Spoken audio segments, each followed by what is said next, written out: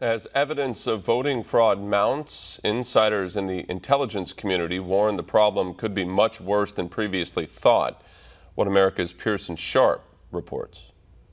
President Trump's sudden and unexpected loss of predictably red states on election night has raised serious questions about voter fraud, particularly among those in the intelligence community. Insiders warn of interference by powerful software developed for the CIA that was essentially designed to steal elections. Retired Lieutenant General Thomas McInerney, who is formerly the Assistant Vice Chief of Staff of the U.S. Air Force, says the two pieces of software are called Hammer and Scorecard and describes them as a Democrat superweapon for voter fraud. And if you look at what's going on with the polls and the complicity of the mainstream media on the New York Post article about Biden, you quickly understand the complicity and the cooperation that's going on between the Democratic Party and the mainstream media. They are one and the same. Hammer was originally used to keep tabs on international terrorists, but under former FBI Director James Comey and former CIA Director John Brennan, it was redesigned to target American citizens, specifically the left's political opponents like Donald Trump. This software is highly illegal, but with President Obama's blessing, these deep state operatives went to work on not only discrediting Donald Trump, but on undermining the 2016 election. Scorecard was the other program and was designed as a vote manipulation application, which alters votes as they're being entered into the system. General McInerney says these efforts were thwarted in 2016, and that's why Hillary Clinton still insists she won the election. His claims are supported by texts from former FBI officials Peter Strzok and Lisa Page, who were apparently worried their activities would be discovered. But now, in 2020, the programs were successful and managed to sabotage the election of President Trump by instead reallocating his votes to Joe Biden. Scorecard steals the elections by tampering with the computers at the transfer points. They use a very highly skilled algorithm that the source created, and this was to be used in foreign countries and by the CIA. They converted it to the U.S., and that's the danger that we now face. A number of viewers have written in to One America News complaining that when they voted for President Trump, they watched as their vote was automatically changed on the screen to Joe Biden.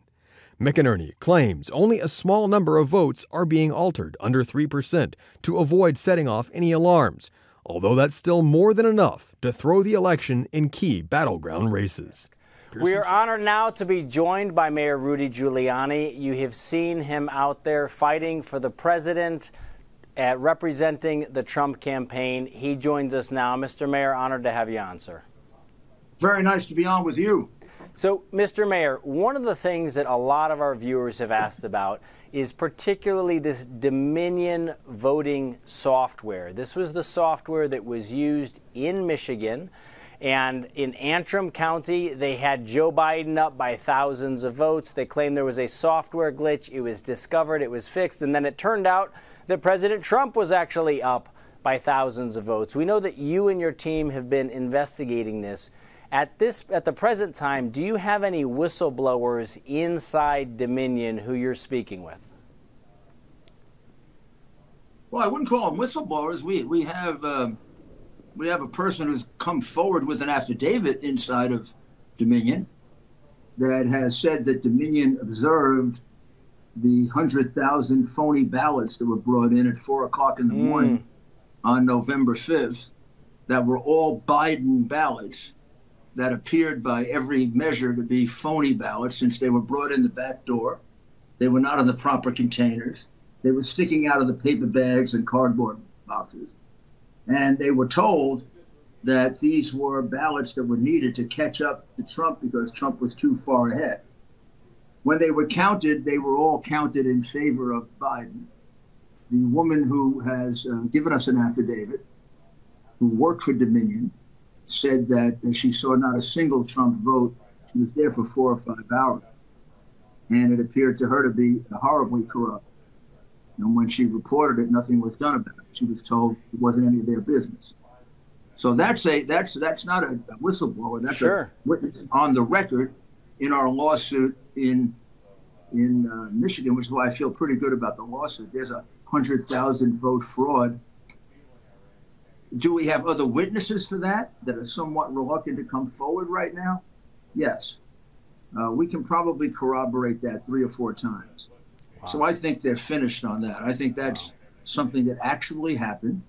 They brought 100,000 votes in. They were all Biden votes. There was not even a vote for another Democrat.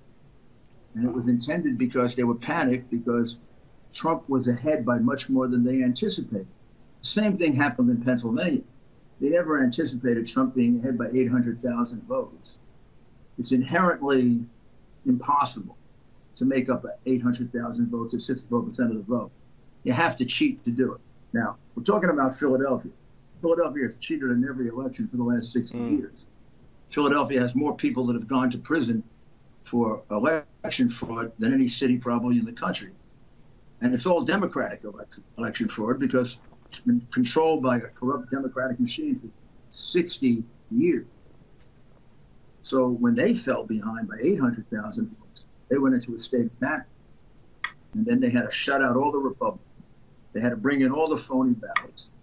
And we never got to examine over 600,000 ballots, which makes them all unlawful. Illegal, unlawful, fraudulent. I doubt that the court will allow them to count those ballots. I'm sure the state legislature will not accept those ballots in order to certify electoral votes. And really, only, I think, Axios has been smart enough to take Pennsylvania down as a Biden state. And Pennsylvania is not going to be a Biden state. And Mr. Mayor, if you would, could you give our viewers a sense? They've been following the updates, day after day. Give us a sense, if you would, please, for the current state of play, the most important legal actions that are happening right now in these battleground states around the country, please. Well, I really feel bad that I have to do that because this information is being denied them by the mass media. I mean, it's being censored, not being given to them. And then we hear people say there's no evidence of fraud. We have 1,000 ballots demonstrating the worst kind of fraud you ever heard of. Yes. And the media is just lying about it in their absolutely anti-American and pathetic effort to elect a criminal as president of the United States. I've never seen this before. But here's the reality. The most important 2 cases right now are Pennsylvania and Michigan. Because if you read those cases and you read the affidavits in the cases, it's going to give you a picture that there really is powerful evidence that they stole the election in Pennsylvania and Michigan. Trump was ahead by 800,000 when we went to sleep. They counted votes all night. They were coming out of the woodwork. They were being made up. They were being written up. And they got him into a more competitive position. In Michigan, they actually brought in phony ballots, 100,000 of them. They thought all the Republicans were gone. The mistake they made is some of the independent contractors were there, and they hadn't bought the souls of the independent contractors who were so shocked by it that they reported her. Also in Michigan, a city Democratic worker was so shocked that she's come over to us and told us the whole story about how they were preparing to cheat going back to September, how they knew they'd have to make up a lot of numbers, the plans they had, the backup plans they had to get more phony ballots in. I mean, because the general media doesn't report this, the American people are going to be exceedingly surprised when some of these states are taken down and end up being Trump states. Well, we've certainly seen the mainstream media almost just willfully ignoring and suppressing a lot of these stories. There is evidence. As you know, the team here at Just the News and Real America's Voice has assembled a team of 30 investigators who are out there every day working to track down all of these election irregularities. Mr. Mayor, another question for you. Have you had any contact with anyone in the U.S. intelligence community about any of these election irregularities? I don't think I can comment on that. There is no question. Another aspect of this is, was the vote interfered with from the point of view of the computers that were used? And does Dominion figure very big in that situation, given the fact that it uses Chinese software and has a rather checkered history? Roger. And Mr. Mayor, as we stand right now, you know, a lot of Americans, a lot of our viewers are kind of asking us what they think the most likely timeline is on this. Do you think, sir, that these cases end up in the Supreme Court? And if so, do you have any sense for when they might end up there? They may or may not end up in the Supreme Court. The actual place they belong are in the state legislatures. The state legislatures, under the Constitution of the United States, govern the election of senators, representatives, and the president. Yeah. It's called the Election Clause and the Electors Clause. So the real arbiter of this will be the state legislature that has to determine, are these unlawful votes going to be counted, which would be terrible, and it would defy the law of their state. I guess if they did that, we would take it to the Supreme Court. But in the first instance, it would be the decision of the state legislature. Right. And I can't imagine they won't do the right thing, because these votes are blatantly false, unlawful, manufactured. And when they say there's no evidence of fraud, I've never seen an election case with half this evidence of fraud. Well, we also have a number of witnesses who've come forward. If you would, please give our viewers an update on where things stand with Richard Hopkins. This is the Pennsylvania postal worker who came out, who said that he overheard a supervisor telling people to illegally backdate ballots. Then the mainstream media came out with a number of false stories saying that he had recanted his story. And he came out publicly and he said, no, I meant exactly what I said. Where does that stand today? Well, this is a media sideshow. His testimony gives flavor, but it isn't critical, because the 683 ballots that were unlawful are established in a totally different way, in a completely uncontroversial way. But in any event, he kind of gave evidence of the kind of fraud that was going on all throughout Pennsylvania, which was a disaster. And his backdating of documents is corroborated by inside witnesses, about 10 of whom were told to do the same thing. So he's got a lot of colleagues who support what he was saying. What happened to him is intolerable. The Postal Service, playing Biden defender, sent some out-of-control postal agent named Schmedlap to see him. And Schmedlap actually is tape recorded, because he doesn't know that the gentleman was wearing a recording device. You can listen to that tape recording if you want, and what you see is Schmedlap is trying very, very hard to frighten and threaten him. Yes. He tells him, I'm going to make you scared. Yeah. He says there are a lot of senators who are depending on you changing this.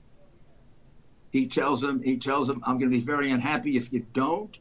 Virtually threatens him with his job. Now, what's this guy doing? Yes. Who's he doing it for? Well, What is his concern about what he said about? I mean, after all, what he said, the postal worker said. Mr. Mayor, I know we're going to have to take a break here, sir. But we will make sure that we continue to check in with you and the entire Trump team on every one of these developments as we move forward. You bet. Thank you. Software used by the voting system Dominion reportedly glitched in favor of Joe Biden in key parts of Michigan. And as it turns out, key members of Dominion have ties that go back to Hillary Clinton, as we just reported there. Here's Chanel Rion. One county in Michigan glitched and turned Trump votes into Biden votes. Upon exposing this error, it turns out that 6,000 votes had accidentally gone from Trump to Biden. When they corrected this error, not only did Trump win the county, but the House gained a Republican congressman. Head of the Trump legal battle against fraudulent ballots, Rudy Giuliani says this glitch was widespread. We have a complete breakdown of a software system called Dominion, in which in Antrim County, Biden won on election night, only to find out that the software didn't work and it reversed the vote. That Dominion technology was used in 3/4 to almost 80% of the state. So now we've got to look at how often did it break down in other parts of the state. And when you look back on the history of Dominion, which is a Canadian firm, it's made mistakes in Canadian elections similar to that. This Dominion software was used in at least 47 counties in Michigan, a state Trump had been projected to win. Election officials in Michigan were quick to dismiss this initial mistake as simply a failure to update the software. But Trump's legal team and the Republican Party are calling this a bluff, pushing for a full audit of the counties in which Dominion was used. I mean, the idea that there's no evidence, I mean, the networks keep saying, but the Trump campaign has produced no evidence. And I say, you are censoring the evidence. But there is another aspect of the Dominion software company that escaped the notice of most: Dominion's ties to the Clinton Foundation. Penelope Chester-Starr is the communications manager for Dominion voting systems. Prior to coming to Dominion, she worked for the Clinton Growth Initiative and was vice president for Teneo. Teneo was the firm started to help manage Bill and Hillary Clinton's foreign businesses and booked their personal speaking engagements. Even more disturbing, there appears to be a formal partnership between the Clinton Initiative and Dominion voting systems. But back to just one example of many, Chester-Starr also helped organize a 2017 Women's March against Trump and is a rabid anti-Trumper working for a vote counting company, one that claims to be the leading supplier of election technology across Canada and the U.S. The question is, how many more anti-Trump activists and former Clinton allies work for or affect the Dominion software company, the company that accidentally flipped thousands of votes from Trump to Biden in key swing states?